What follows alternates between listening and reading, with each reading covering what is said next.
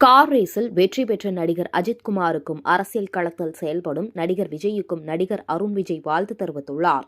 கோவையில் நடைபெற்ற ரெட்டத்தல திரைப்பட செய்தியாளர் சந்திப்பில் பேசிய அருண் விஜய், ஃபேஷன் விஷயத்தில் நடிகர் அஜித்தையும் அரசியல் செயல்பாடுகளில் நடிகர் விஜயும் பின்பற்றுகிறேன் என்றார்.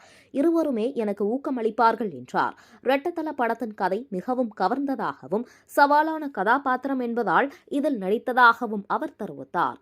ஆக்ஷன் காட்சிகள் நிறைந்த இந்த படம் வேகமாகவும் துல்லியமாகவும் உருவானதாக பாராட்டினார். இந்த படத்தை பிடிஜி யூனிவர்சல் சார்பில் பாபி பாலச்சந்திரன் தயாரித்துள்ளதாகவும் டிசம்பர் 25ஆம் தேதி திரையரங்குகளில் வெளியாகும் என தெரிவித்துள்ளார். அவரை தொடர்ந்து பேசிய நடிகை சித்தி இத்னானி கூறுகையில், இந்த கதையில் நடித்தது மகிழ்ச்சி அளிப்பதாகவும் தன்னுடன் நடித்த அனைத்து சக கலைஞர்களுக்கும் நன்றியை தெரிவித்தார்.